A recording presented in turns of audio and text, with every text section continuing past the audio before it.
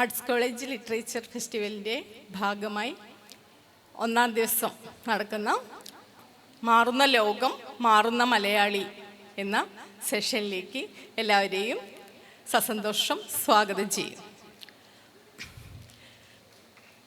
ഇപ്പം രണ്ട് പ്രഗത്ഭരും പ്രസിദ്ധരുമായ വ്യക്തിത്വങ്ങളാണ് നമ്മളോട് ഇന്ന് സംസാരിക്കാൻ വേണ്ടി എത്തിയിരിക്കുന്നത്. ആസാദ് സർ വളരെ വിമർശനാത്മകമായ രീതിയിൽ സമകാലിക ലോകത്തെ വിലയിരുത്തിക്കൊണ്ട് സോഷ്യൽ മീഡിയയിലും ചാനൽ ചർച്ചയിലും പ്രഭാഷണങ്ങളായിട്ടുമൊക്കെ വളരെ സജീവമായിട്ട് നമ്മുടെ പൊതുമണ്ഡലത്തിൽ ഇടപെടുന്ന ആളാണ്. അതുപോലെ റാംമോഹൻ സാർ, അദ്ദേഹത്തിൻ്റെ വ്യഭിനിവേശം എന്ന മാതൃഭൂമി ആഴ്ചപ്പതിപ്പിൽ ഇപ്പോൾ കുറച്ച് വർഷങ്ങളായി പ്രസിദ്ധീകരിച്ചു വന്ന, എല്ലാവരും വളരെ ഓരോ ആഴ്ചയും ആകാംക്ഷയോടുകൂടി കാത്തിരിക്കുന്ന ഒരു പംക്തിയുടെ രചയിതാവാണ്. അപ്പോൾ അവ 3 പുസ്തകങ്ങളായി മാറിയിട്ടുണ്ട്. അപ്പോൾ മാറുന്ന ലോകത്തെക്കുറിച്ചും മാറുന്ന മലയാളികളെക്കുറിച്ചുമുള്ള അവരുടെ നിരീക്ഷണങ്ങൾ നമുക്ക് ശ്രദ്ധിക്കാം. നമുക്കെല്ലാവർക്കും അറിയാവുന്നതാണ്, ലോകം അതിദ്രുതം മാറിക്കൊണ്ടിരിക്കുന്നു. അതിനനുസരിച്ചോ അല്ലാതെയോ മലയാളികളും മാറുകയാണ്. അപ്പോൾ മലയാളി എന്നുള്ള സ്വത്വത്തെ നിർവചിക്കുമ്പോൾ നീലവാനിന് കീഴെ പച്ച നാക്കില വെച്ച പോലെ ഒരു ദേശം എന്ന് ബാലാമണിയമ്മ വിശേഷിപ്പിച്ച നമ്മുടെ നാട് സഹസ്രാബ്ദങ്ങളിലൂടെയുള്ള പരിണാമങ്ങളിലൂടെ കടന്നു വന്നതാണ്. അപ്പം അടുത്തിടെ ഇറങ്ങിയ ഒരു ലേഖനത്തിൽ സക്കറിയ മലയാളിയെ നിർവചിക്കുന്നുണ്ട്. മലനാടും തീരപ്രദേശവും ഇടനാടും ഒത്തുചേർന്ന ഒരു ഉഷ്ണമേഖലാ പ്രദേശത്തിൽ സഹസ്രാബ്ദങ്ങളിലൂടെയുള്ള തദ്ദേശീയരുടെയും വിദേശീയരുടെയും സ്വാധീനം കൊണ്ടും ജനിതക പരിണാമം കൊണ്ടും ഭാഷാ പരിണാമം കൊണ്ടും രൂപപ്പെട്ട ഒരു സ്വത്വമാണ് മലയാളി എന്നുള്ളത്. നമുക്കറിയാം, മറ്റ് ദക്ഷിണേന്ത്യൻ സംസ്കാരങ്ങളിൽ നിന്നൊക്കെ വ്യത്യസ്തമായൊരു സ്വത്വബോധം കാത്തു സൂക്ഷിക്കുന്നവരാണ് മലയാളികൾ. അവരും നമ്മളെക്കുറിച്ച് അത്തരത്തിൽ കരുതുന്നു, നമ്മളും അവരിൽ നിന്ന് വ്യത്യസ്തരാണെന്ന് തന്നെ നമ്മൾ സ്വയം മനസ്സിലാക്കും. അപ്പോൾ ലോകത്തിൻ്റെ മാറ്റം മലയാളികൾ പിന്തുടരുന്നതാണോ അതോ മലയാളിയെ ലോകം പിന്തുടരുന്നതാണോ എന്നൊക്കെയുള്ള കാര്യത്തിൽ വ്യത്യസ്തമായ അഭിപ്രായങ്ങൾ ഉണ്ടായേക്കാം. എന്തായാലും ടെക്നോളജിയുടെ കാര്യത്തിൽ, സമ്പദ് വ്യവസ്ഥയുടെ കാര്യത്തിൽ, അടിസ്ഥാന സൗകര്യങ്ങൾ, ഭക്ഷണം, പാർപ്പിടം, ഗതാഗതം തുടങ്ങിയ അടിസ്ഥാന സൗകര്യങ്ങളുടെ കാര്യത്തിൽ, വികസന സങ്കല്പത്തിൽ, പാരിസ്ഥിതികമായിട്ടുള്ള കാഴ്ചപ്പാടുകളിൽ, വിദ്യാഭ്യാസത്തെക്കുറിച്ചുള്ള കാഴ്ചപ്പാടുകളിൽ, മനുഷ്യബന്ധങ്ങളിൽ, ലിംഗപദവിയിൽ, വസ്ത്രധാരണ രീതികളിൽ ഒക്കെ മലയാളികൾ അതിവേഗം മാറിക്കൊണ്ടിരിക്കുകയാണ്. കഴിഞ്ഞ 25-30 വർഷങ്ങൾക്കുണ്ടായ മാറ്റം എനിക്ക് തോന്നുന്നു അതിനു മുമ്പ് ഉണ്ടായിരുന്നതിനേക്കാളേറെ അതിവേഗതയിലാണ് ആ മാറ്റങ്ങൾ സംഭവിച്ചു കൊണ്ടിരിക്കുന്നത്. അതിൽ സോഷ്യൽ മീഡിയയുടെ സ്വാധീനമുണ്ടാവാം, മാധ്യമങ്ങളുടെ സ്വാധീനമുണ്ടാവാം. അപ്പോൾ ഇത്തരം വിഷയങ്ങളുമായിട്ട് ബന്ധപ്പെട്ട് വിമർശനാത്മകമായിട്ട് ആസാദ് സാറിന് എന്താണ് പറയാനുള്ളതെന്ന് നമുക്ക് കേൾക്കാം.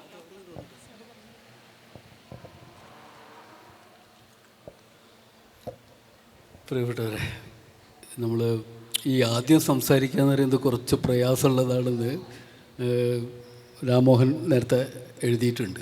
വ്യഭിനിവേശത്തിൽ അതൊരു തമാശ, എനിക്ക് ആ തമാശ ഓർത്തുകൊണ്ടാണ് തുടങ്ങാൻ പറ്റുക. മറ്റേ യമൻ ചോദിക്കുന്ന ചോദ്യം ഉണ്ടല്ലോ, യുധിഷ്ഠിരനുമായിട്ടുള്ള സംവാദം, അത് നേരത്തെ വ്യഭിനിവേശത്തിൽ എഴുതിയിട്ടുണ്ട്.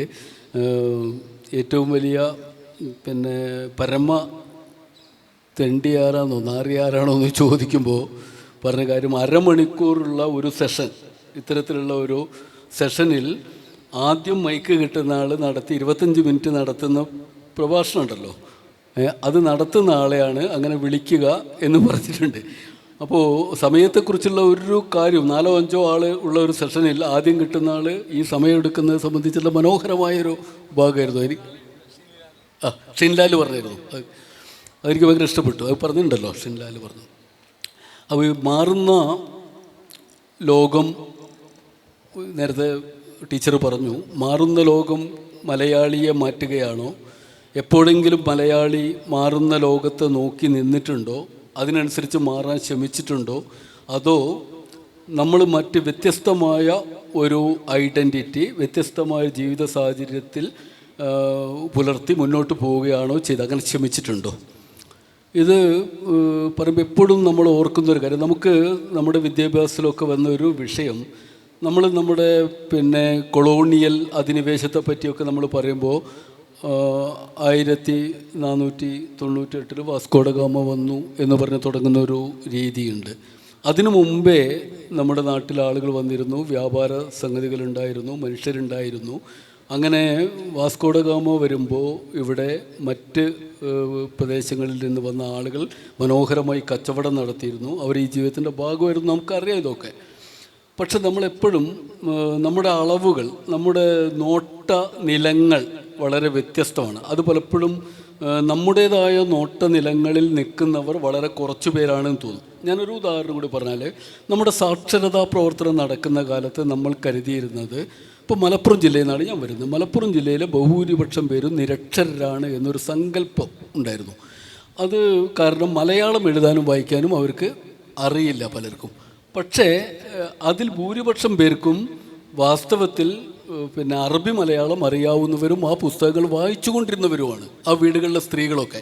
പക്ഷേ അങ്ങനെ 10,000-3000 പുസ്തകം ഇപ്പോൾ മോയിൻകുട്ടി വൈദ്യർ സ്മാരകത്തിലും ഉണ്ട്. അപ്പോൾ ഇത് ഈ വിദ്യാഭ്യാസം, ആ അക്ഷരമറിവ് സാക്ഷരതയായി പരിഗണിക്കാൻ നമുക്ക് പലപ്പോഴും ഒരു മടിയുണ്ടായിരുന്നു. നമ്മൾ മലയാളം എഴുതാൻ അറിയോ, പൊതു ഭാഷ അറിയോ എന്നുള്ള കാര്യത്തിലാണ് ഉറച്ചു നിന്നത്.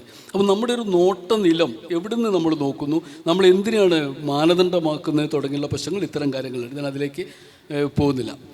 ആരംഭം എന്നുള്ള രീതിയിൽ ഞാൻ കാണുന്നത്, ലോകം വളരെ വളരെ വേഗം എങ്ങോട്ടാണ് മാറുന്നത്, മുന്നോട്ടാണോ പോകുന്നത്, പിറകോട്ടാണോ പോകുന്നത്, എന്ത് തരത്തിലുള്ള മാറ്റമാണ് വരുന്നത് എന്ന ചോദ്യത്തിന് ഞാൻ സൂചിപ്പിക്കുന്നത് നമ്മുടെ നോട്ടനില, നമ്മൾ ഏത് ആശയത്തിൻ്റെ, ഏത് ദർശനത്തിൻ്റെ അടിസ്ഥാനത്തിലാണ് ലോകത്തെ നോക്കുന്നത് എന്നതിൻ്റെ അടിസ്ഥാനത്തിൽ മാത്രമേ നമുക്ക് സംസാരിക്കാൻ പറ്റൂ.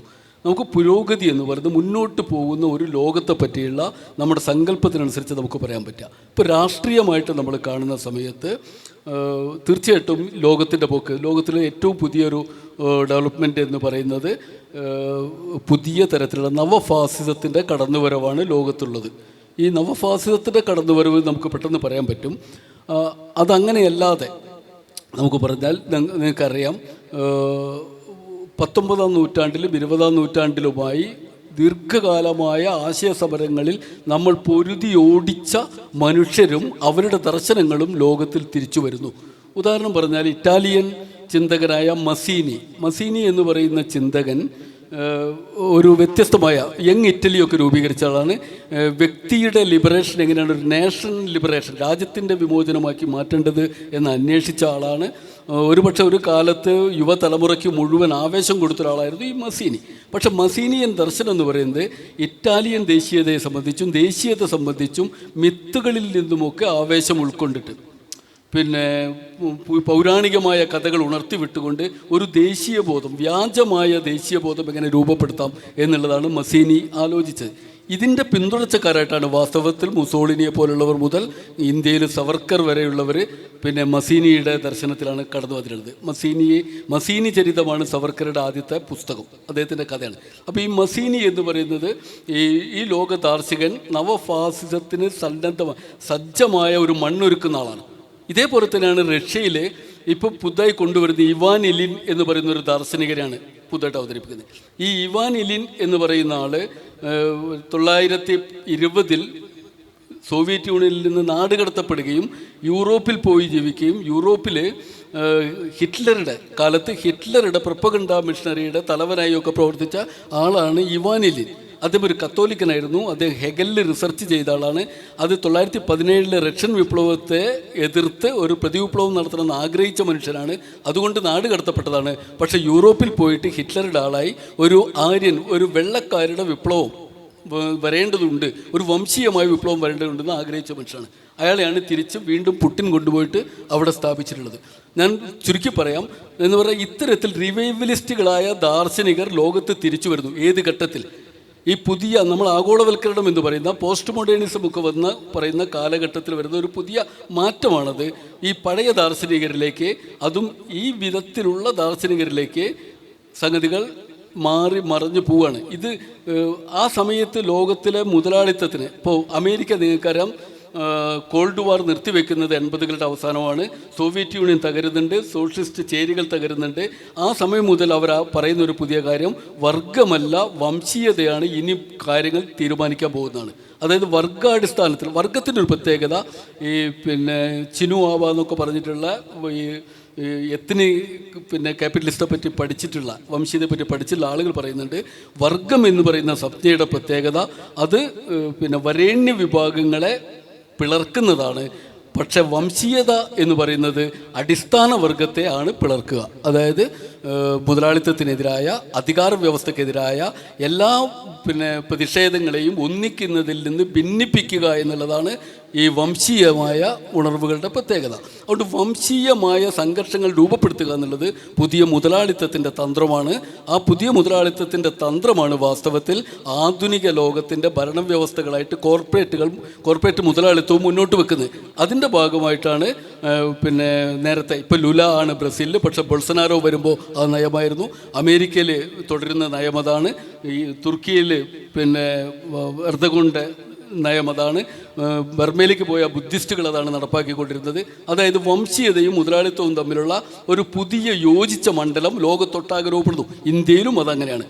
ഈ ഒരു പുതിയ വംശീയമായ ഒരു മുതലാളിത്ത അവിഹിതമായ ഐക്യത്തിൻ്റെ അടിസ്ഥാനത്തിൽ ഉൾപ്പെടുന്ന ഒരു ലോക ദാർശനിക മണ്ഡലമുണ്ട്. ആ ലോക ദാർശനിക മണ്ഡലത്തിന് അനുകൂലമായ പ്രൊപ്പഗണ്ട മിഷനറി പ്രവർത്തിക്കുന്നുണ്ട്. അതിലേറ്റവും അധികം ഉപയോഗിക്കുന്നത് ഏറ്റവും പുതിയ നവസാമൂഹിക മാധ്യമങ്ങളെയാണ്, പിന്നെ പുതിയ പുസ്തകങ്ങൾ സംബന്ധിച്ച നമ്മുടെ വിവരങ്ങളെയാണ്. അതുകൊണ്ടാണ് പലപ്പോഴും നമ്മൾ ആഴത്തിൽ എന്ത് എന്നുള്ള യുക്തി നിരാകരിക്കപ്പെടുന്നു, യുക്തിചിന്ത നിരാകരിക്കപ്പെടുന്നു, അത്തരം ചോദ്യങ്ങളില്ലാതാവുന്നു. പകരം വളരെ സാർവജനീനമായൊരു യാഥാർത്ഥ്യത്തെപ്പറ്റി, അത് തന്നെ നിത്യമല്ലാത്ത സത്യമല്ലാത്ത പുതിയ പോസ്റ്റ് ട്രൂത്തിനെ കുറിച്ച് നമ്മൾ വേവലാതിപ്പെടുന്നൊരു പുതിയ കാലം രൂപപ്പെട്ടിരിക്കുന്നു. അതാണ് ഈ വെബിനിവേശത്തിൻ്റെ ഒരു പ്രസക്തി എന്ന് പറയുന്നത്. ഈ പുതിയ ഒഴുക്കുകളെ, അറിവ്, വസ്തുത, വിവരങ്ങളുടെ ഒഴുക്കുകളെ അത് വിചാരണ ചെയ്യുന്നു എന്നുള്ളതാണ് വെബിനിവേശത്തിൻ്റെ പ്രത്യേകതയായിട്ട് ഞാൻ കാണുന്നത്. ഇതുണ്ടാക്കുന്നൊരു സംഗതി ആക്ച്വലി കൾച്ചർ എന്ന് പറയുന്നത് താങ്കളിപ്പോൾ പറയുന്ന പോലെ സംസ്കാരമായിട്ടും കൃഷിയുമായും ശവസംസ്കാരമായും കൃഷിയുമായൊക്കെ ബന്ധപ്പെട്ട് രൂപപ്പെട്ട സംസ്കാരത്തെ അത് സംസ്കാരമാക്കി നിലനിർത്തുന്നത് ഈ യുക്തിയാണ്, ഈ വിമർശനാത്മകമായൊരു യുക്തിയാണ്. അതില്ലാതാക്കുന്നു പുതിയ ലോകം എന്നുള്ളതാണ് പുതിയ ലോകത്തിൻ്റെ പ്രത്യേകത. അതുകൊണ്ട് നമ്മളൊക്കെ അറിഞ്ഞോ അറിയാതെയോ സംസാരിക്കുന്ന യുക്തി നമ്മുടേതല്ലാതായി തീരുകയും അത് ഭരണകൂടത്തിൻ്റെ അല്ലെങ്കിൽ മുതലാളിത്തത്തിൻ്റെ പുതിയ യുക്തിയുടെ പക്ഷം ചേർന്ന് നമ്മൾ പോകുന്നു. നമ്മൾ വായിക്കേണ്ട പുസ്തകം ഏതാണ് എന്നുള്ളത് ഇൻഫ്ലുവൻസർ തീരുമാനിക്കുന്നു, ക്യാമ്പയിനർ തീരുമാനിക്കുന്നു, നിലവിലുള്ള സിസ്റ്റം തീരുമാനിക്കുന്നു. ആ പുസ്തകം, നോവൽ, ഏറ്റവും മഹത്തായ നോവൽ ഏതാണെന്ന് വെച്ചാൽ കുട്ടികൾ വാങ്ങി വായിക്കാൻ പോകുന്നത് യുക്തി കൊണ്ട് അന്വേഷിച്ച് കണ്ടെത്തിയ ഒരു പുസ്തകമല്ല. നമ്മൾ വായിക്കാൻ പോകുന്നത് ഏറ്റവും അധികം ആളുകൾ അറിയുന്ന നോവലുകളുടെ പിറകെ പോകും. അതിൻ്റെ കാര്യം നമുക്കറിയാം. നമ്മൾ ഏറ്റവും അധികം യുക്തി ആവശ്യപ്പെടുന്നൊരു മേഖലയാണ് കവിത എങ്കിൽ, കവിത നമ്മുടെ പുസ്തകശാലകളിൽ നിങ്ങൾക്ക് പോയാൽ കവിതയുടേതായ ഒരു ഷെൽഫ് കാണാൻ കഴിയില്ല. അത് പിറകോട്ട് വലിക്കപ്പെടുന്നുണ്ട്. കാരണം അതിനകത്ത് നിങ്ങളുടെ യുക്തിക്ക് പ്രസരിക്കേണ്ട ഒരുപാട് ഇടങ്ങളുണ്ട്. പക്ഷേ ഈസി റീഡിങ്ങിനുള്ള മണ്ഡലങ്ങൾ തുറന്നു കിട്ടുന്നൊരവസ്ഥയുണ്ട്. അപ്പോൾ കേരളത്തിലും മലയാളി ഉൾപ്പെടെ നമ്മൾ പറഞ്ഞിരുന്നു, നമ്മളൊക്കെ നവോത്ഥാനത്തിൻ്റെ പിന്തുടർച്ചക്കാരാണ്, നമ്മൾ താർക്കിക യുക്തിയുടെ പിന്തുടർച്ചക്കാരാണ്, നമ്മൾ കുറ്റിപ്പുഴയുടെയും സഹോദരയ്യപ്പൻ്റെയും നാട്ടുകാരാണ്. പക്ഷെ നമ്മൾ ചിന്തിക്കുന്നത് വാസ്തവത്തിൽ ഇപ്പോൾ ആ യുക്തിയുടെ മണ്ഡലത്തിൽ വെച്ചല്ല, നമ്മളൊരു തരം അനുസരണയുടെ സ്വാഭാവികതയുടെ ഒരു ആശ്ലേഷത്തിൽ അമർന്നു കഴിഞ്ഞിരിക്കുന്നു എന്നുള്ളതാണ് വാസ്തവത്തിൽ സംഭവിക്കുന്നത്. അതുകൊണ്ട് ലോകത്തിനൊപ്പം മലയാളി ഒരു കാലത്ത് മാറാൻ ശ്രമിച്ചിരുന്നില്ല. പക്ഷേ ഇപ്പോൾ ലോകത്തിന് കീഴ്പ്പെട്ടു പോയ ലോക പൊതുബോധത്തിന്, സാംസ്കാരിക ഹെഗിമണിക്ക് കീഴ്പ്പെട്ട ഒരു കേരളമായി നമ്മൾ മാറുന്നുണ്ട് എന്നുള്ളതാണ്. അതുകൊണ്ട് നമുക്ക് ഒറ്റപ്പെട്ട വിമർശനങ്ങൾക്കാൾ ഇഷ്ടം നമ്മൾ ഉത്സവങ്ങളിൽ പങ്കുചേരാനാണ് എന്നുള്ളതുണ്ട്. ഞാൻ പ്രാരംഭമായിട്ട് ഇത്രയും പറഞ്ഞ് അവസാനിപ്പിക്കുകയാണ്. ചർച്ചയിൽ തുടർന്ന് സംസാരിക്കാം. നവഭാസിസവും പ്രതിലോമ ശക്തികളും കോർപ്പറേറ്റ് അജണ്ടകളും കൂടി ചേർന്ന് പ്രൊപ്പഗൻഡകൾ നിർമ്മിക്കുന്ന ഒരു കാലഘട്ടത്തിൽ അതിനനുസരിച്ച് ചലിക്കുന്നവരാണോ മലയാളികൾ? പുതിയ സോഷ്യൽ മീഡിയയിലുള്ള കാഴ്ചപ്പാടുകളെ വിലയിരുത്തുന്ന ഒരാൾ എന്നുള്ള നിലയ്ക്ക് റാം മോഹൻ സാറിന് എന്താണ് ജൻസിയെക്കുറിച്ചും മാറുന്ന മലയാളികളെക്കുറിച്ചും പറയാനുള്ളതെന്ന് നമുക്ക് കേൾക്കാം. സാറ് പറയുന്നതിനോട് പൂർണ്ണമായിട്ട് യോജിച്ചുകൊണ്ട് തന്നെ ഇതിൻ്റെ ഒരു എന്താ പറയുക ചെറിയ മിഠായി കഷ്ണങ്ങൾ കിട്ടുന്നുണ്ടെന്ന് എനിക്ക് തോന്നുന്നത്. അതിൻ്റെ ഒരു തന്ത്രമായിരിക്കും ഈ സാറ് നവഫാസിസം എന്ന് വിളിക്കുന്നതിനെ ഞാൻ കുറച്ചും കൂടി ലളിതമായ ഭാഷയിൽ നമ്മളെ ലോകം കൂടുതൽ വലതുപക്ഷവൽക്കരിക്കപ്പെടുന്നു കൂടി അങ്ങനെ എൻ്റെ ഒരു ചെറിയ ഇതിൽ മനസ്സിലാക്കാൻ അങ്ങനെയാണ് ഞാൻ ശ്രമിക്കുന്നത്, വലതുപക്ഷവൽക്കരണം. അപ്പോൾ ഈ ടീച്ചർ ഇതിനെ ചേർത്ത് പറഞ്ഞത് ഈ അൻവർ അലിയുടെ നിങ്ങളുടെ പ്രിയപ്പെട്ട പാട്ട് ഒരു പാരഡി രൂപത്തിൽ മാറ്റി പാടുകയാണെങ്കിൽ ഞാൻ അതിനെപ്പറ്റി എഴുതിയതാണ്. ടവറിൽ നിന്നും ടവറിലേക്ക് പോയി, അങ്ങനെയാണ് പോണത്. അപ്പോൾ നമ്മൾ ടവറിൽ നിന്ന് നമ്മൾ കാണാത്ത ഒരു ട്രപ്പീസ് കളിക്കാരെ പോലെ അതിൻ്റെ ഒരു അദൃശ്യമായ ഒരു നൂലുകളുണ്ട് ഈ ടവറുകളിൽ നിന്ന്. അപ്പോൾ നമ്മളിങ്ങനെ ടവറിൽ നിന്ന് ടവറിലേക്ക് ഇങ്ങനെ പോണതായിട്ടാണ് എനിക്ക് സങ്കല്പിക്കുന്നത്. അങ്ങനെ ഒരു നമ്മൾ ആ ഒരു അതേ രീതിയിൽ അൻവറിൻ്റെ ആ പാട്ട് മാറ്റി പാടാനാണ് തോന്നുന്നത്. അങ്ങനെ ഒരു അവസ്ഥാവിശേഷമുണ്ട്. പിന്നെ ഈ പറഞ്ഞതിൻ്റെ കൂടെ ഒരു എന്താ പറയുക പെട്ടെന്ന് ഓർക്കാൻ വേണ്ടിയിട്ടുള്ളൊരു പണ്ടുണ്ടാക്കിയത് എന്ന് വെച്ചാൽ ഈ religion is opium of the people എന്ന് പറഞ്ഞപ്പോൾ ഞാൻ അതിനെ മാറ്റി എഴുതിയത് religion is the opium of the people എന്നാണ്. റീലിജിയനായിട്ട് നമ്മളിങ്ങനെ ഒരു ഉറക്കം പോലും കളഞ്ഞ് ബോറടിച്ചിരിക്കുകയാണിട്ട്, അതായത് വെറുതെ ബോറടിച്ചിരിക്കാൻ പോലും ഉറക്കം പോലും കളഞ്ഞിട്ട് അങ്ങനെ ഒരു അവസ്ഥയുണ്ട്. അപ്പോൾ പക്ഷേ ഇത്രയും ഒരു ബ്ലീക്കാണോ ഇത്രയും ഒരു ഇരുണ്ടതാണോ നമ്മുടെ ലോകം? മാഷ് പറഞ്ഞ പോലെ പഴയ കേരളം ഒന്നും പഠിച്ചിട്ടില്ല എന്ന് പറയുമ്പോൾ അതിനോടൊക്കെ എനിക്ക് ചെറിയ വിയോജിപ്പുകളുണ്ട്. കാരണം ഈ നമ്മൾ അടുത്ത കാലം വരെയൊക്കെ ഞാനിത് വിശ്വസിച്ചുകൊണ്ടിരുന്നത് ഈ വിവേകാനന്ദൻ പറഞ്ഞു ഇത് കേരളം ഒരു ഭ്രാന്താലയം എന്ന് പറഞ്ഞു. അപ്പോൾ ഞാൻ കുറേയൊക്കെ വായിച്ച് അവിടെയൊക്കെ കണ്ട ഒരു സാധനം വെച്ച് നമ്മൾ ഒബ്സർവ് ചെയ്യുമ്പോൾ വിവേകാനന്ദൻ വരുന്നത് ബംഗാളിൽ നിന്നാണ്. മറ്റേ ബീഹാർ, ഒഡീസ പോലത്തെ വലിയ അന്നത്തെ കാലത്ത് ഇപ്പം തന്നെ വലിയ പിന്നോക്ക സംസ്ഥാനങ്ങളായ സ്ഥലങ്ങളിൽ കൂടെ വരുന്നതുകൊണ്ട് കേരളത്തിലേക്ക് വന്നിട്ട് കേരളത്തിനെ എന്തുകൊണ്ട് ഭ്രാന്താലയം എന്ന് വിളിച്ചു എന്ന് ചോദിക്കുന്നുണ്ട്. അപ്പോൾ അതിന് കിട്ടിയൊരു ഉത്തരം എന്താണെന്ന് വെച്ചാൽ ഇവിടെ ഈ ഇന്ത്യയുടെ ഹിന്ദുമതത്തിലെ ഏറ്റവും നികൃഷ്ടമായ സംഭവം എന്ന് വെച്ചാൽ ജാതി വ്യവസ്ഥയാണെന്ന് നമുക്ക് അറിയാൻ പറ്റും. അതിൻ്റെ ഒരു ഏറ്റവും ചീഞ്ഞളിഞ്ഞ അവസ്ഥയിൽ കേരളത്തിൽ വരുമ്പോൾ സ്വാമി വിവേകാനന്ദൻ വരുമ്പോൾ ഇവിടെ ക്രിസ്ത്യാനികളായിട്ട് മുസ്ലിങ്ങളായിട്ട് മതം മാറാനുള്ള വലിയ അവസരം നിലനിൽക്കുന്നുണ്ട്. ആ ഒരു ഹിന്ദു സന്യാസിയുടെ ദണ്ണം കൊണ്ടാണ് അദ്ദേഹം കേരളത്തിനെ ഭ്രാന്താലയം എന്ന് വിളിച്ചതെന്നാണ് ഞാൻ വിചാരിക്കുന്നത്. അതേസമയം നമ്മൾ പുതിയ ഒരു ഇതിൽ പെർസ്പെക്റ്റീവിൽ നോക്കുമ്പോൾ കേരളം ഞാൻ പണ്ട് മാതൃഭൂമി ആഴ്ചയിൽ ഒരു കവർ സ്റ്റോറി എഴുതുന്നത് ഒരു ബ്രാൻഡാലയം എന്ന് വേണമെങ്കിൽ വിളിക്കാം. കണ്ടമാനം കൺസംഷൻ്റെ കേരളം. അപ്പോൾ കേരളത്തിൻ്റെ ഒരു ഇപ്പോഴത്തെ മാറ്റം എന്ന് പറഞ്ഞാൽ ഒന്നും കൂടി ഭീകരമായിട്ട് ഇപ്പോൾ ഈ ഡയറക്റ്റ്ലി നമ്മൾ വിഷയത്തിലേക്ക് എടുക്കുകയാണെങ്കിൽ മാറുന്ന മലയാളി എന്ന് പറയുമ്പോൾ മാറുന്ന മലയാളിയെ സംബന്ധിച്ച ഒരു പേടിപ്പിക്കുന്ന ഒരു സംഭവം എന്ന് വെച്ചാൽ ഒരു ബ്രാൻഡാലയമായിട്ട് മാറുന്നു. അതായത് നമ്മൾ ഗോഡ്സ് ഓൺ കൺട്രി എന്നാണ് നമ്മൾ ടൂറിസം വകുപ്പ് നമ്മളെ തന്നെ വിളിക്കുന്നതെങ്കിലും നമ്മൾ ഗോഡിൻ്റെ അത്ര ആയിട്ടില്ല, എന്നാലും ഒരു ബ്രാഹ്മിൻസ് ഓൺ കൺട്രി ആയിട്ടുണ്ട്. കാരണം നമ്മളുടെ ബ്ലൂ കോളർ ജോലികൾ മുഴുവനും ഇപ്പോൾ ചെയ്യുന്നത് നമുക്ക് എല്ലാവർക്കും അറിയാം ഇതര സംസ്ഥാന തൊഴിലാളികളാണ്.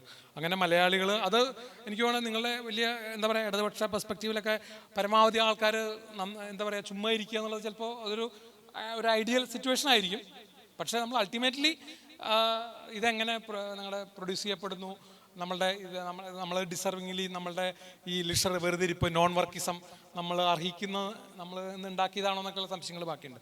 അപ്പോൾ ഈ ഒരു എന്താ പറയുക ദൈവത്തിൻ്റെ അടുത്തെത്തിയിട്ടില്ല, ദൈവത്തിൻ്റെ അടുത്ത ലെവലിൽ ബ്രാഹ്മിൻസ് ഓൺ കൺട്രിയിലേക്ക് എത്തി എന്നാണ് ഞാൻ വിചാരിക്കുന്നത്. അതായത് അത്രയധികം എന്നുവെച്ചാൽ അതൊരു പ്രത്യേക ഒരു റിലിജിയന് അല്ലെങ്കിൽ ഒരു കാസ്റ്റിനെ പറയല്ല, നമ്മളെല്ലാ മതത്തിലും എല്ലാ ജാതിയിലും നായന്മാരുണ്ടെന്ന് പറഞ്ഞ പോലെ എല്ലാ മതങ്ങളിലും ഇനി മതമില്ല എന്ന് വിചാരിച്ച് നടക്കണ അത്യന്താധുനിക എത്തീസ്റ്റുകളുടെ ഇടയിൽ പോലും ഈ ബ്രാഹ്മിനിസം പലതരത്തിലുണ്ട്. ഈ എന്താ പറയുക ബുദ്ധിജീവികളുടെ ബ്രാഹ്മിനിസമാണ് ഏറ്റവും ബുദ്ധിമുട്ട്. അതായത് ഈ പൊളിറ്റിക്കലി കറക്റ്റാണെന്ന് പറഞ്ഞ് പ്രീച്ച് ചെയ്ത് നടക്കുന്ന ആൾക്കാരുടെ ഒരു തരം ബ്രാഹ്മിനിസം ഉണ്ട്. ഈ എന്താ പറയുക എലീറ്റിസത്തിൻ്റെ ഒരു വേസ്റ്റ് ഫോം ഓഫ് സംഭവം. അതെല്ലാം വെച്ച് നോക്കുമ്പോൾ അങ്ങനെ ഒരു സിറ്റുവേഷൻ ഉണ്ട്. പിന്നെ ഈ കേരളത്തിൻ്റെ ആ ഒരു ബ്ലൂ കോളർ ജോലി ചെയ്യാനായിട്ട് നമ്മൾ മറ്റുള്ള ആൾക്കാരെ ആശ്രയിക്കുന്നു എന്നുള്ളൊരു അവസ്ഥയും കൂടി ചേർന്ന് കഴിയുമ്പോഴുള്ള ഒരു മാറുന്ന കേരളമുണ്ട്. അതേസമയം ഒരുപാട് പോസിറ്റീവ് വശങ്ങൾ ഇപ്പോൾ നമ്മുടെ പുതിയ തലമുറ ശരിക്കും ഈ വിഷയത്തിൽ എനിക്ക് തോന്നുന്നു ഞങ്ങൾ രണ്ട് കടൽക്കിഴവന്മാരും റിട്ടയർമെൻറ്റിന് അടുക്കുന്ന ടീച്ചറും കൂടി ഇരുന്ന് സംസാരിക്കേണ്ട വിഷയമല്ല ഇത്. ഈ കുട്ടികളെയും കൂടി പങ്കെടുപ്പിച്ച് ഈ ഉയർന്ന പ്ലാറ്റ്ഫോമില്ലാതെ വട്ടോട്ടിരുന്ന് ചർച്ച ചെയ്യേണ്ട. കാരണം മാറുന്ന ലോകത്തെപ്പറ്റിയും മാറുന്ന മലയാളിയെ പറ്റിയും ഈ കുട്ടികളാണ് പറയുന്നത്. ഇവർ മലയാളികളാണെന്ന് വിചാരിക്കുന്നതെന്ന് എനിക്ക് തോന്നുന്നില്ല. കേരളത്തിലെ ഏറ്റവും ഗ്രാമീണ അന്തരീക്ഷത്തിൽ ജീവിക്കുന്ന കോളേജിലെ കുട്ടികൾ അധികം ഇംഗ്ലീഷിലാണ് ഇപ്പോൾ കമ്മ്യൂണിക്കേറ്റ് ചെയ്യുന്നത്. അവരുടെ ഇങ്ങനെ തട്ടോട്ടിരിക്കുന്ന കുട്ടികൾ പോലും എനിക്ക് വേണം ഭയങ്കരമായിട്ട് ലോക മനുഷ്യനായി തീർന്നുള്ളൂ. അതൊരു പോസിറ്റീവ് വശമാണ്. നമ്മളിപ്പോൾ പറഞ്ഞ ഈ എന്താ പറയുക നവഫാസിസവും എന്തെല്ലാം അവരാഗ്രഹിക്കുന്നതായിരിക്കില്ല ചിലപ്പോൾ. എന്തായാലും കേരളത്തിലെങ്കിലും ഭയങ്കര വ്യത്യാസമായിട്ട് കുട്ടികൾ റിലീജിയനിൽ നിന്നൊക്കെ ഭയങ്കരമായിട്ട് പുറത്ത് കിടക്കുന്നു. ഇപ്പോൾ എൻ്റെ മോൾക്ക് 21 വയസ്സായി. ഇവിടെ ഇരിക്കുന്ന കുട്ടികളൊക്കെ അതിനേക്കാൾ എൻ്റെ മോളെക്കാളും പ്രായം കുറഞ്ഞവരാണ്. ഈ കുട്ടികൾ ഏത് രീതിയിൽ ഇവിടെ വേഷം ധരിച്ചാലും, ഏത് രീതിയിൽ ആരാധനാലയങ്ങളിൽ പോയാലും, ഏത് മതപഠനം നടത്തിയാലും കുട്ടികൾ വൻതോതിൽ മതത്തിൻ്റെയും ജാതിയുടെയും ഇതിൽ നിന്ന് പുറത്ത് കിടക്കുന്നു എന്നുള്ളൊരു വലിയ ചേഞ്ച് ഉണ്ട്. അതുപോലെ നമ്മളെ ഒരു പൊളിറ്റിക്കൽ കറക്റ്റ്നെസ് പഠിപ്പിക്കുന്നു. ഇപ്പോൾ ഞങ്ങളൊക്കെ എന്തെല്ലാം ഇപ്പോൾ മാഷായാലും ടീച്ചറായാലും ഞങ്ങളൊക്കെ എന്തൊക്കെ പൊളിറ്റിക്കൽ ടെക്സ്റ്റുകൾ പഠിച്ചാലും ഞങ്ങൾക്ക് പഠിക്കാൻ പറ്റാത്ത ഒരുപാട് കാര്യങ്ങൾ ഞങ്ങളുടെ മക്കളുടെ തലമുറ ഞങ്ങളെ പഠിക്കുന്നു. അങ്ങനെ ഒരു വലിയൊരു ചേഞ്ച് ഉണ്ട്. അതായത് ഞങ്ങളുടെയൊക്കെ തലമുറ ഭാഗ്യം ചെയ്ത തലമുറയാണെന്ന് ഞാൻ പറയും. ഞങ്ങളുടെ അച്ഛനമ്മമാർ ഞങ്ങളെ ചട്ടം പഠിപ്പിച്ചു. ഇപ്പോൾ ഞങ്ങളുടെ മക്കളെയും ചട്ടം പഠിപ്പിക്കുകയാണ്. കല്യാണം കഴിച്ചോ എന്ന് ചോദിക്കാൻ പാടില്ല, കുട്ടിയുണ്ടോ എന്ന് ചോദിക്കാൻ പാടില്ല, കളർ ഉണ്ടോ എന്ന് ചോദിക്കാൻ പാടില്ല, അങ്ങനെ ഒന്നും ചോദിക്കാൻ പാടില്ല. തടി വെച്ചതാണോ എന്ന് ചോദിക്കാൻ പാടില്ല, മെലിഞ്ഞതാണോ എന്ന് ചോദിക്കാൻ പാടില്ല. ഒരു ചോദ്യവും കുട്ടികൾ അനുവദില്ല. എൻ്റെ വീട്ടിൽ എനിക്ക് കാർത്തികിൻ്റെ പാട്ട് പാടാൻ പറ്റില്ല. എൻ്റെ കാർത്തികിൻ്റെ പാട്ടുണ്ട്, എൻ്റെ പ്രിയപ്പെട്ട പാട്ട് കൂടെ എന്നുള്ള സിനിമയിലെ പാട്ടുണ്ട്. എന്താണ് പാട്ട് മറന്നുപോയി, എപ്പോഴും പാടണം. പക്ഷേ മോളത് പാടാൻ സമ്മതിക്കില്ല. ബിക്കോസ് കാർത്തിക് ഒരു മീറ്റൂരിൽ പെട്ടു. അപ്പോൾ കാർത്തിക് ഈസ് ക്യാൻസൽ എന്നാണ് പറയുന്നത്. കാർത്തികിൻ്റെ പാട്ട് എനിക്ക് വീട്ടിൽ പാടാൻ പറ്റില്ല. അങ്ങനെയുള്ള സിറ്റുവേഷൻ. അപ്പം അങ്ങനെ കുറേ സംഭവങ്ങൾ വെച്ച് നോക്കുമ്പോൾ, അതുപോലെ സ്ത്രീ മുന്നേറ്റം ലോകത്തെല്ലായിടത്തും ഭയങ്കരമായിട്ട് വന്നു. എൽ ജി ബി ടികൾ അംഗീകരിക്കുക എന്നുള്ളൊരു സിറ്റുവേഷൻ വന്നു. അങ്ങനെ ഇതൊക്കെ ചിലപ്പോൾ ഈ നവമുതലാളിത്തത്തിൻ്റെ അവരെ ലക്ഷ്യം വെക്കുന്നതായിരിക്കാം. അതിനെപ്പറ്റി പറയാനായിട്ട് എനിക്ക് അതിനുള്ള എന്താ പറയുക, ഞാൻ അതിനെപ്പറ്റി ആലോചിച്ചിട്ടില്ല. എങ്കിൽ പോലും അങ്ങനെയുള്ള ഒരുപാട് സൈഡ് എഫക്ട്സിൽ നല്ലതും ചീത്തയായിട്ടുള്ള ഒരുപാട് സംഭവങ്ങളുണ്ടെന്ന് എനിക്ക് തോന്നുന്നു. എനിക്ക് അതിനെപ്പറ്റി കൂടുതൽ ആസാദ് സാറിന് പറയാൻ പറ്റുമായിരിക്കും. കാരണം അതിൻ്റെ ഒരു തിയറി വശം ശരിക്ക് പറയാൻ പറ്റുന്ന ആളായതുകൊണ്ട്. അപ്പം അങ്ങനെ ഒരു സിറ്റുവേഷൻ കൂടി ഉണ്ട്. പിന്നെ ഈ കുട്ടികൾ തന്നെ നേച്ചറിനോട് വളരെ അകലുന്നു. ഇവർക്ക് എന്തൊക്കെ പോസിറ്റീവ് വശങ്ങളുണ്ടെങ്കിലും കുട്ടികൾ നേച്ചറിനോട് അകലുന്നു, അതുപോലെ സമൂഹത്തോട് അകലുന്നു. അവർക്ക് കട്ടി രാഷ്ട്രീയത്തോട് താല്പര്യമില്ല എന്നുള്ള പ്രശ്നമുണ്ട്. അപ്പം നമ്മുടെ ഹൈക്കോടതി പോലുള്ള പരിപാടികൾ ഇതിന് വളം വെച്ച് കൊടുക്കുന്ന ക്യാമ്പസിൽ രാഷ്ട്രീയം നിരോധിക്കുന്ന പോലത്തെ പിന്തിരിപ്പൻ ഇത് ഒരു വശത്ത് നടത്തുന്നു. വലതുവശത്ത് ഈ കുട്ടികൾക്ക് നാച്ചുറലി. അപ്പോൾ ഈ ജനറേഷൻ ഗ്യാപ്പ് എല്ലാ തലമുറകളും ഉണ്ടായിരുന്നെങ്കിലും ഇപ്പോഴത്തെ ഒരു ജനറേഷൻ ഗ്യാപ്പ് എന്ന് പറയുന്നത് നമ്മളുടെ ഓർമ്മയിലൊന്നും ഇല്ലാത്ത തരത്തിലുള്ള ഒരു ജനറേഷൻ ഗ്യാപ്പാണ്. അപ്പോൾ കേരളത്തിൻ്റെ ഒരു പ്രത്യേകത എന്താ വെച്ചാൽ കേരളത്തിൻ്റെ അപ്പോൾ എന്താ ഈ കേരള മോഡലിൻ്റെ ശില്പികളെ പോയി അന്വേഷിച്ച് ശ്രീനാരായണ ഗുരു എന്നും പിന്നോക്കം പോയി അങ്ങനെ ഒരുപാട് ആളുകളെ നമ്മൾ അന്വേഷിച്ച് പോയപ്പോൾ ഞാൻ അവസാനം പുലിക്കോട്ടിൽ തിരുമേനിടയിലേക്ക് എത്തി, നമ്മുടെ കേണൽ മൺട്രോന് മുമ്പായിട്ട്. പക്ഷേ അതിനു മുമ്പായിട്ട് കേരള മോഡലിൻ്റെ ശില്പികളായിട്ട് പറയാൻ തോന്നുന്നത് നമ്മുടെ ഈ സഹ്യപർവ്വതവും ഈ അറബിക്കടലുമാണ്. അധികം ഇന്ത്യക്കാരാവാണ്ട് ഈ സഖ്യപർവ്വതം നമ്മളെ ഇങ്ങനെ തടുത്തു നിർത്തുകയും ലോകത്തിലേക്കുള്ള. അപ്പം എനിക്ക് തോന്നുന്നു കുറേ ലോകമൂല്യങ്ങളും അച്ചടിയൊക്കെ ഇവിടെ വന്നു, നേരത്തെ വന്നു. അങ്ങനെ ഒരുപാട് സംഭവങ്ങളുണ്ട്. ഇപ്പോൾ നമ്മളിപ്പോൾ ഗുട്ടൻബർഗ് മുതൽ സക്കർബർഗ് വരെയുള്ള നേട്ടങ്ങൾ ആദ്യം അനുഭവിക്കുന്ന ആൾക്കാരാണ് മലയാളികൾ. അതിൻ്റെ നമ്മുടെ ഒരു ഇംഗ്ലീഷ് എഡ്യൂക്കേഷൻ ആയാലും നമ്മുടെ മിഷണറിമാർ കൊണ്ടുവന്ന അങ്ങനെ ഒരുപാട് അതിനെല്ലാം കുറ്റങ്ങളും കുറവുകളുണ്ടെങ്കിലും കമ്പാരിറ്റീവ്ലി അതൊരു വലിയ തുറസിലേക്ക് നമ്മളെ നയിച്ചു എന്നാണ് പറഞ്ഞത്. പക്ഷേ ഒരു കാര്യം കൂടി പറഞ്ഞിട്ട് ഈ ഫസ്റ്റ് ഇത് അവസാനിപ്പിച്ചേക്കാം.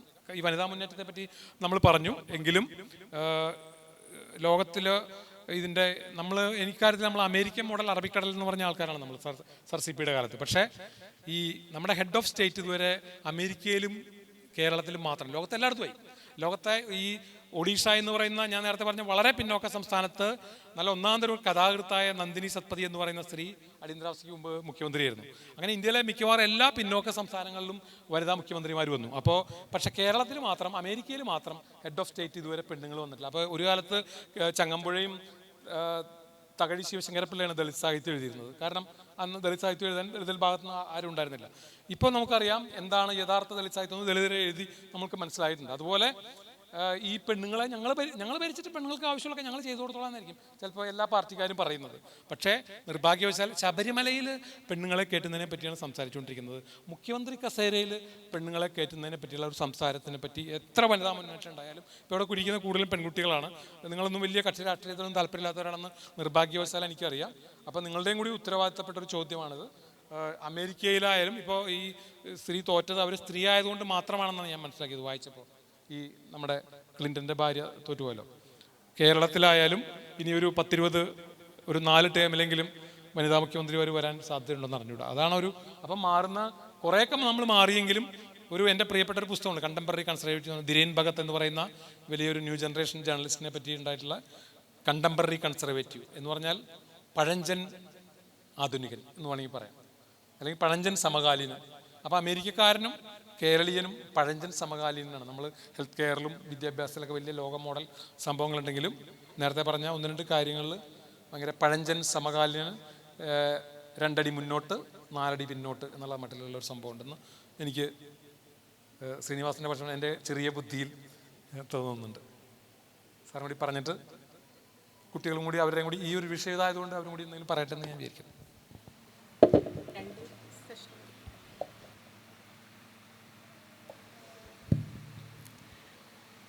റാംമോഹൻ സാർ ഉപഭോഗ സംസ്കൃതിയുടെയും കമ്പോളവൽക്കരണത്തിൻ്റെയും ബ്രാൻഡുകളുടെയും പുതിയ ലോകത്ത് പുതിയൊരു ബ്രാഹ്മണിക്കൽ മനോഭാവം മലയാളികളിലുണ്ട്.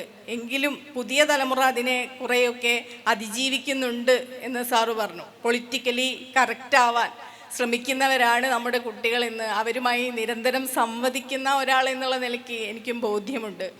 ഇപ്പോൾ കഴിഞ്ഞ കുറച്ച് ഈയിടെയായിട്ട് നടി ആക്രമിക്കപ്പെട്ടതിൻ്റെ വിധി വന്ന സമയത്തൊക്കെ എങ്ങനെയാണ് നമ്മുടെ പുതിയ തലമുറയിലെ കുട്ടികൾ സോഷ്യൽ മീഡിയയിലും ഒക്കെ അതിനോട് എങ്ങനെ പ്രതികരിച്ചു എന്ന് നോക്കുമ്പോൾ ഒരു ആശാസ്യമായ ഒരു കാഴ്ചപ്പാട് പതുക്കെയാണെങ്കിലും വളർന്നു വരുന്നുണ്ട് എന്ന് എനിക്ക് വളരെ ഒരു ആശ്വാസം തോന്നിയിരുന്നു.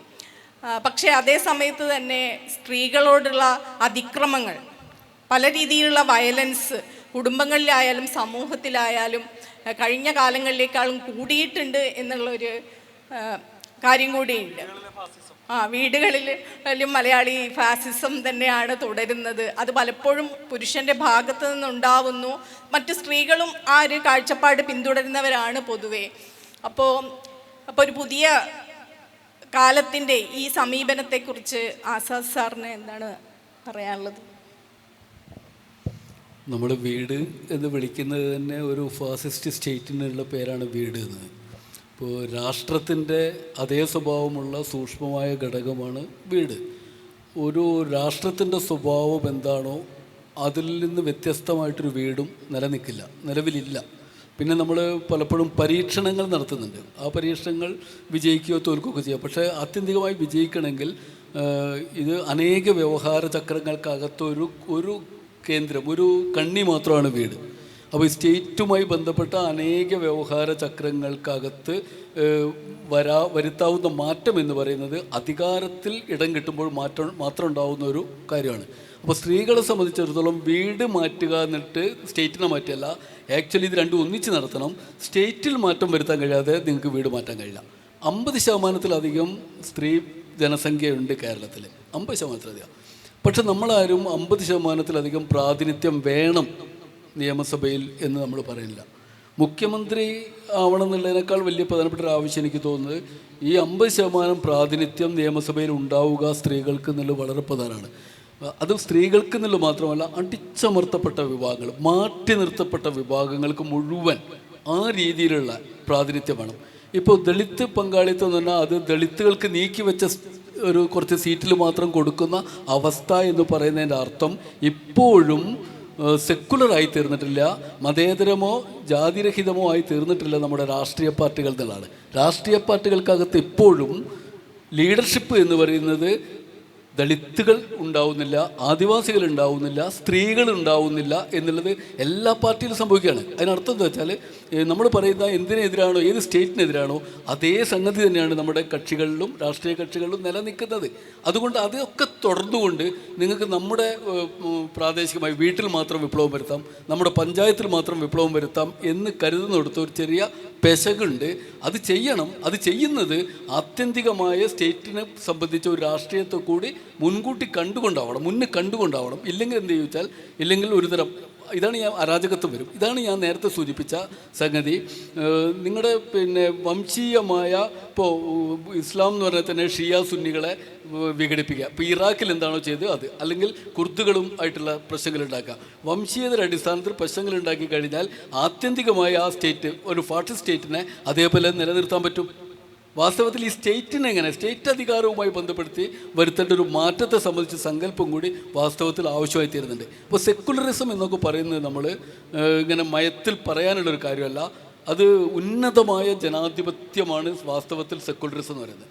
അടുത്തിരിക്കുന്ന ആൾ, അടുത്തൊപ്പമുള്ള ആൾ നമ്മെപ്പോലെ പ്രധാനമാണ്, നമ്മുടെ അത്രയുണ്ട് എന്ന് കരുതുന്നതാണ്.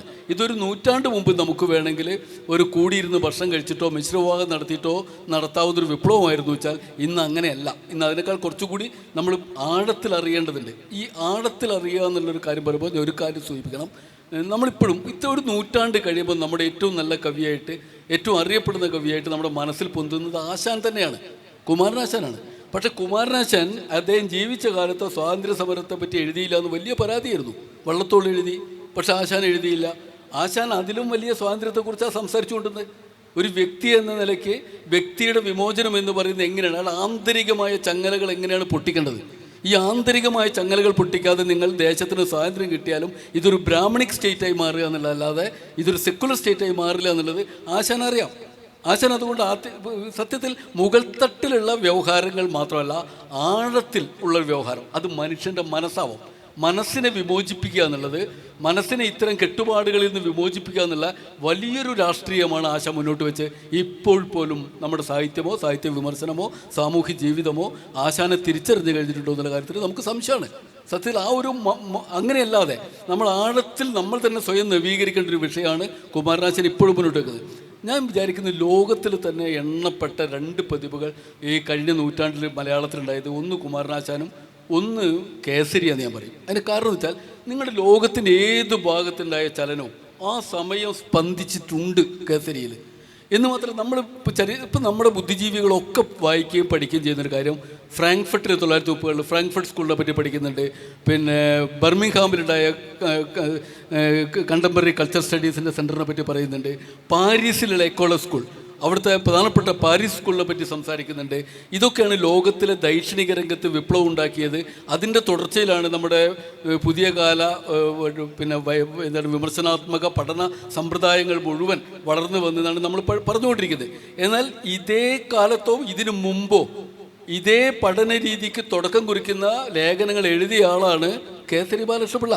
അത് ചരിത്രത്തെ സംബന്ധിച്ചാണെങ്കിലും മനഃശാസ്ത്രം ഉൾപ്പെടെയുള്ള ശാസ്ത്രശാഖകളെ സംബന്ധിച്ചാണെങ്കിലും എസ്തെറ്റിക്സിനെ, സാഹിത്യത്തിൻ്റെ, കഥയുടെ, കവിതയുടെ സൗന്ദര്യാത്മക വശങ്ങളെക്കുറിച്ചാണെങ്കിലും ഒരു ലോക കാഴ്ചപ്പാടിൽ അവതരിപ്പിക്കാൻ ശ്രമിച്ച ഒരാളാണ് കേസരി. ഒരുപക്ഷെ കേസരി പാരീസിലാണെങ്കിൽ പാരീസ് സ്കൂളോ അല്ലെങ്കിൽ ഫ്രാങ്ക്ഫർട്ടിലാണെങ്കിൽ ഒരുപക്ഷെ നമ്മൾ ഇന്നിപ്പോൾ സംസാരിക്കുന്ന പോലെ വാൾട്ടർ ബെഞ്ചമിൻ എന്നൊക്കെ പറയുന്ന പോലെ കേസരി ബാലകൃഷ്ണപിള്ള എന്ന് പറയേണ്ടി വരുമായിരുന്നു.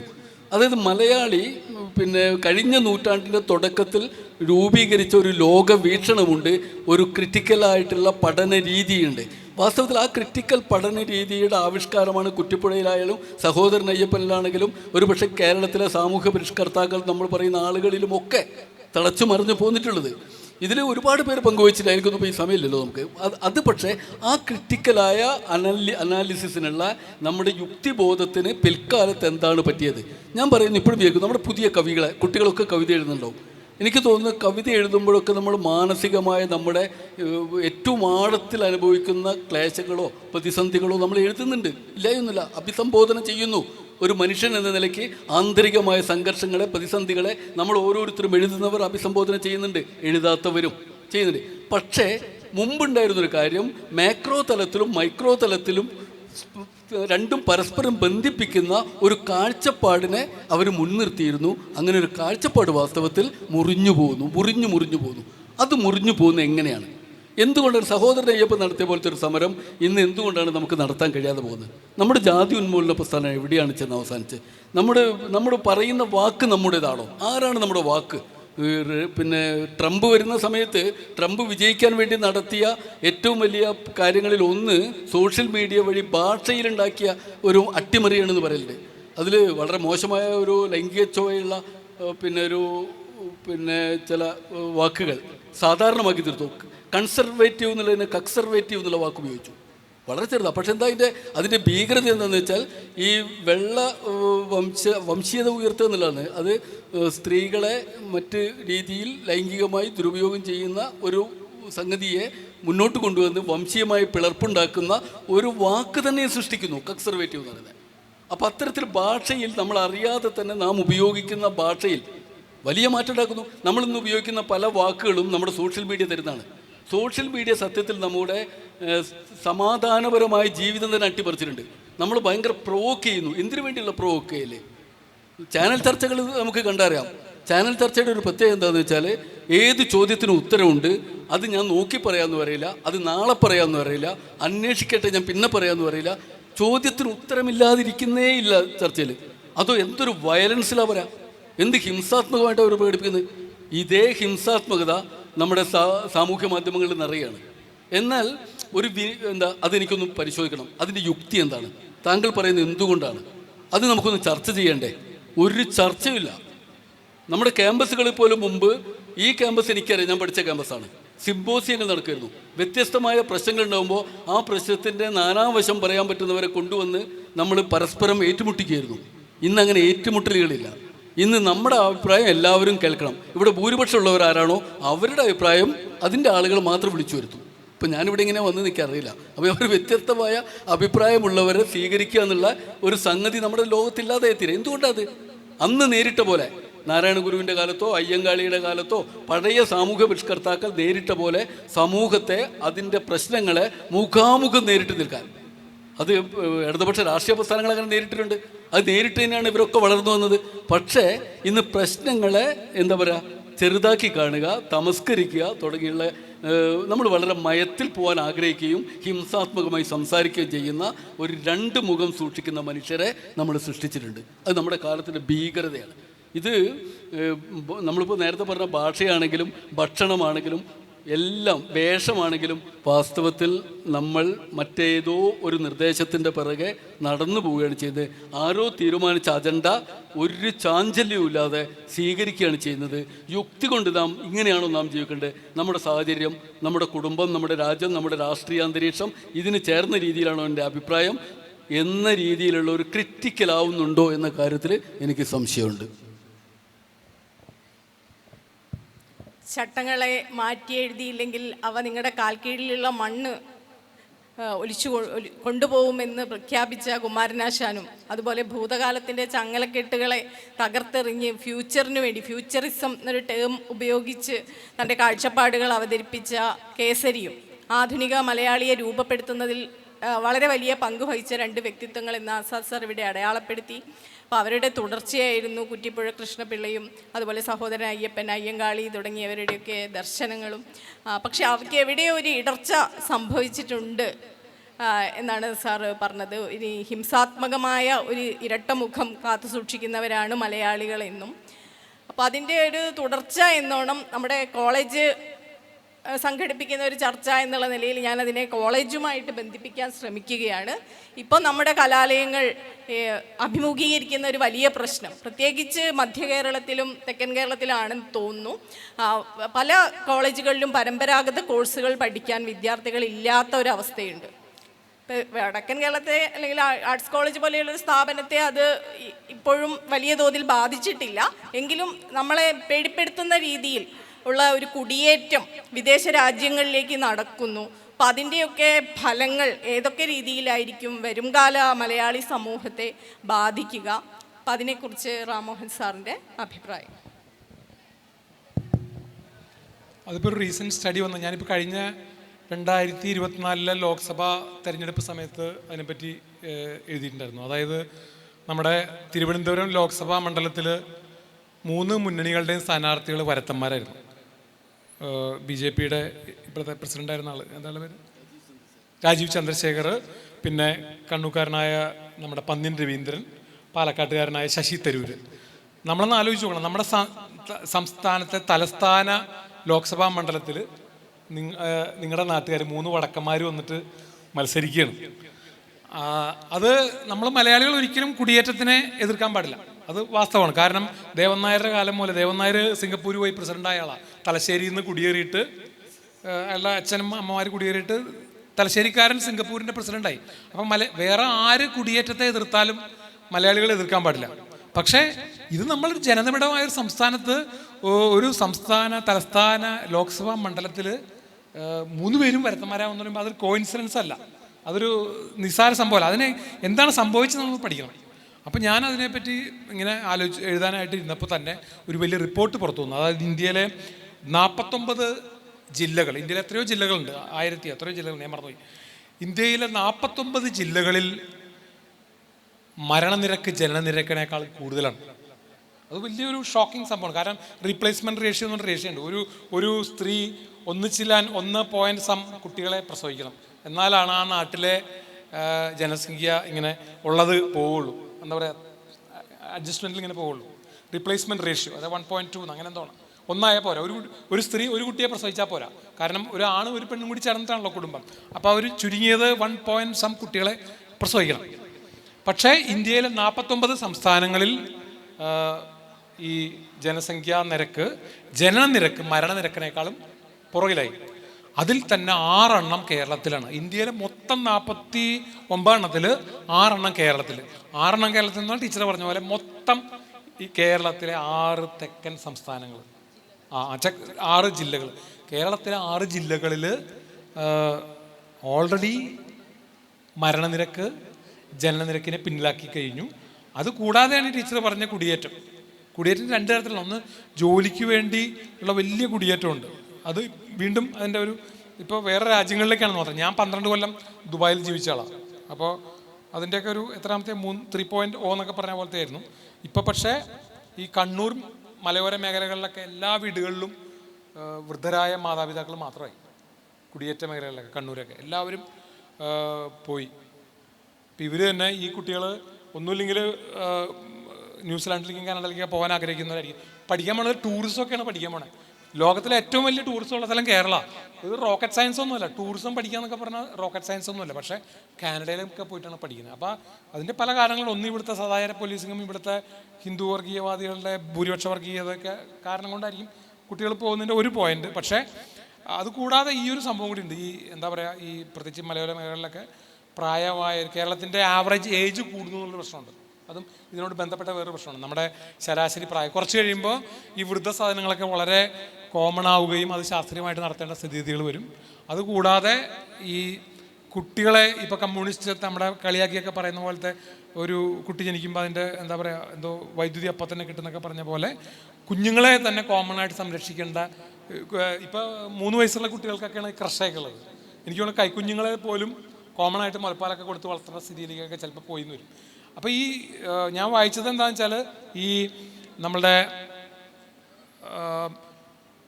ഈ 49 ജില്ലകളിൽ ജനസംഖ്യാ നിരക്ക് കുറയുന്ന പോലെ തന്നെ ഡൗൺ സൗത്തിൽ ദക്ഷിണേന്ത്യയിൽ മൊത്തത്തിൽ ജനസംഖ്യാ നിരക്ക് കുറയുന്നുണ്ട്, ജനന നിരക്ക്. അപ്പോൾ നോർത്ത് ഇന്ത്യയിൽ നിന്ന് വലിയ മൈഗ്രേഷൻ വരുന്ന പറഞ്ഞു. ഇപ്പോൾ ഈ ആദ്യത്തെ മൈഗ്രേഷൻ തന്നെ ഇപ്പം നമ്മളിപ്പോൾ കാണുന്ന ഇതര സംസ്ഥാന തൊഴിലാളികൾ കേരളത്തിലെ ബ്ലൂ കോളർ ജോലി ചെയ്യുന്നതൊക്കെ അതിൻ്റെ ടിപ്പ് ഓഫ് ദ ഐസ്ബർഗ് ആയിരിക്കും. ഈ ജനസംഖ്യാ നിരക്ക്, ഇവിടുത്തെ ജനനനിരക്ക് കുറയുകയും അവിടുത്തെ ജനനനിരക്ക് നോർത്ത് ഇന്ത്യയിൽ കൂടിക്കൊണ്ടിരിക്കണം. It's a fact. അതിൽ റിലീജിയൻ ഒന്നുമില്ല. ഇപ്പോൾ നമ്മൾ ജനനനിരക്കിനെ പറ്റി പറയുമ്പോൾ ആൾക്കാർ അതിൽ ഉടനെ റിലീജിയസ് കോണട്രേഷനൊക്കെ വയ്ക്കും. അങ്ങനെയൊന്നുമല്ല. നോർത്ത് ഇന്ത്യയിൽ എല്ലാ മതവിഭാഗങ്ങളിലും വലിയ രീതിയിൽ ജനനനിരക്ക് വർദ്ധിച്ചുകൊണ്ടിരിക്കുകയാണ്. അപ്പം നാച്ചുറലി ഈ ചൂടുള്ള വായു ഇങ്ങോട്ട് വരുന്ന പോലെ തന്നെ ഈ ജനങ്ങൾ വലിയ തോതിൽ ഇപ്പോൾ ബ്ലൂ കോളർ ജോലി ചെയ്യാൻ വേണ്ടി മാത്രമല്ല, സലീൽ ചൗധരി മ്യൂസിക് ഉണ്ടാക്കാൻ വന്ന ആദ്യത്തെ ബംഗാളി എന്ന് പറയുന്ന പോലെ വൻതോതിൽ കവിത എഴുതാനൊക്കെ ആൾക്കാർ വരും ഇങ്ങോട്ട് കേരളത്തിലേക്ക്. അങ്ങനത്തെ അവസ്ഥയുണ്ട്. അപ്പോൾ അതാണ് ഈ പറഞ്ഞതിൻ്റെ ഒരു ഇംപ്ലിക്കേഷൻ. പിന്നെ കുട്ടികളുടെ കുടിയേറ്റം, അങ്ങനെ ഒരുപാട് സമയം. ഇപ്പോൾ ഇവർ തന്നെ റൂമടച്ചിരിക്കുകയാണ് കുട്ടികൾ. പണ്ടൊക്കെ എല്ലാവർക്കും നമുക്കൊരു റൂമും ഒരു സ്ലിപ്പർ ചെരുപ്പും ഒരു തോർത്തുമുണ്ടും ഒരു സോപ്പ് വരുന്ന ഒരു വീട്ടിലുണ്ടായിരുന്നു. ഇപ്പോൾ നമ്മൾ കേരളത്തിലെ ലോകത്തെ മാറ്റത്തെ പറ്റി പറഞ്ഞപ്പോൾ എന്തെല്ലാം വിയോജിപ്പുകളുണ്ടെങ്കിലും വലിയ സമ്പത്തുണ്ടായി ആൾക്കാർക്ക്. അത് ഈ പറഞ്ഞ പോലെ നവഭാസത്തിൻ്റെ വലതുപക്ഷത്തിൻ്റെയൊക്കെ വലിയ സമ്പത്തുണ്ടായി കുട്ടികൾക്കൊക്കെ. ഇപ്പോൾ ഈ കുട്ടികളൊക്കെ അധികം പേരും സ്വന്തം റൂമുകളൊക്കെ ഉള്ളവരുണ്ടാവും ഇവിടെ, ഒരു പകുതി പേരെങ്കിലും. എന്നിട്ട് ഈ റൂം അടച്ചിരിക്കുകയാണ് ഈ കുട്ടികൾ. തുറക്കാത്ത വാതിൽ എന്ന് പറഞ്ഞ പഴയ സിനിമയുണ്ട്, അതുപോലെ ഈ കുട്ടികൾ റൂം അടച്ചിരിക്കുന്നു. അപ്പോൾ ചില അമ്മമാരും അച്ഛന്മാരൊക്കെ പേടിച്ചിട്ട് ഈ ക്ലാമ്പ് ഊരിക്കളയും, ആശാരിയെ വിളിച്ചിട്ട് ക്ലാമ്പ് ഊരിക്കളയുന്നു. പിന്നെ വേറൊരു പരിപാടി ഇവർ ചെയ്യണത് ഉറങ്ങുന്നു, പകൽ ഉറങ്ങുന്നു. എനിക്ക് കോവിഡിനോട് കൂടി തുടങ്ങിയ പരിപാടിയാണ്. ഈ പഴയ തലമുറയെ പുറത്തിട്ടടയ്ക്കാൻ പറ്റാത്തൊരു, ന്യൂസിലാൻഡിൽ പോകാൻ പറ്റാത്തൊരു റൂം അടച്ചിരിക്കാൻ പറ്റാത്തൊരു പകൽ ഉറങ്ങിയിട്ട് രാത്രി എണീക്കും. ഒരു 1:30 ആകുമ്പോൾ എണീറ്റിട്ട് പരിപാടിയൊക്കെ ഫോണിലെല്ലാം ഇതൊക്കെ തുടങ്ങും. അപ്പോൾ അങ്ങനെയും അവർ ഒരു സിംബോളിക്കാണത്. അവർ ആ തലമുറയെ, നമ്മുടെ മാതാപിതാക്കന്മാരുടെ തലമുറയെ കംപ്ലീറ്റ് കട്ട് ഓഫ് ചെയ്യുന്ന, അതൊക്കെ ഒരു മാറ്റങ്ങളായിട്ട് നമുക്ക് എന്തെങ്കിലും അതിൻ്റെ ഇംപ്ലിക്കേഷൻസൊക്കെ എന്തായിരിക്കും നമുക്ക് പറയാൻ പറ്റില്ല.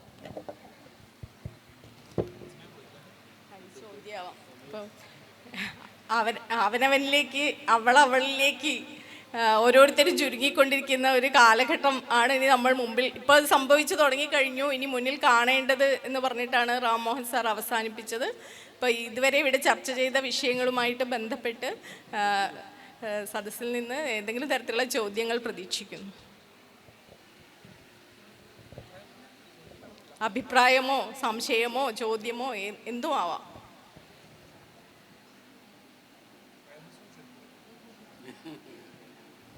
ചർച്ചയും കൂടി ചേരുമ്പോഴാണ് ഒരു സംവാദം അതിൻ്റെ സംവാദ തലത്തിലേക്ക് ഉയരുന്നത്.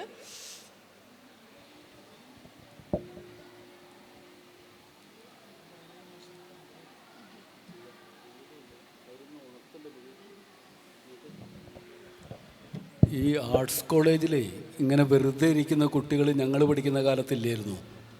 ഒരാളെയും വെറുതെ വിടില്ലായിരുന്നു. നിങ്ങളിങ്ങനെ തണുത്തിരിക്കരുത്. നമ്മളിങ്ങനെ ആരെങ്കിലും പറഞ്ഞ് കേട്ടിരിക്കാനുള്ള ആൾക്കാരാണോ? അതെ, പക്ഷെ എന്നാലും മൈൻഡ് പക്ഷെ ഇരിക്കുന്നില്ലേ, സഹിക്കുന്നില്ലേ? ഞാൻ പറഞ്ഞു ഇങ്ങനെ അത്രയൊന്നും സഹിക്കരുത് കേട്ടോ കുട്ടികൾ. ഏത് ടീച്ചർ ഉണ്ടെങ്കിലും ഇങ്ങനെ സഹിച്ചുകൂടാ. ഒരു ടീച്ചറും സഹിക്കണ്ട. ഒന്ന് പൊട്ടിത്തെറിക്കണ്ടേ? ഇങ്ങനെ തണുത്തിരിക്കാൻ പറ്റുമോ?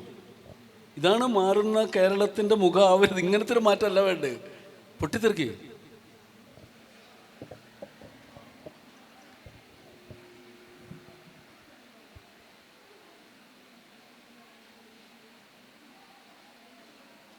പുതിയ തലമുറയ്ക്ക് ഒരുപാട് പ്രതികരിക്കാൻ കഴിയുന്ന വിഷയങ്ങളാണ് ഇവിടെ ലളിതമായി തന്നെ ചർച്ച ചെയ്യപ്പെട്ടത്.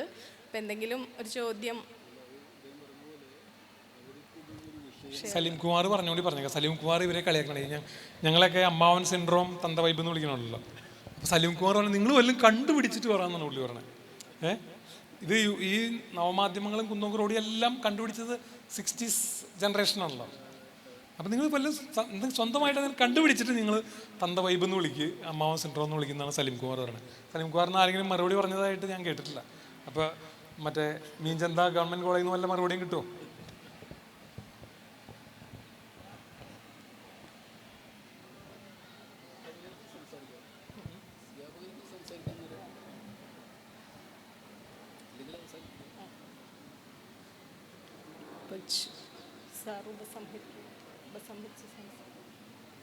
അപ്പോൾ നമുക്കിനി ചോദ്യങ്ങൾ കൂടുതലില്ല എന്ന് തോന്നുന്നു.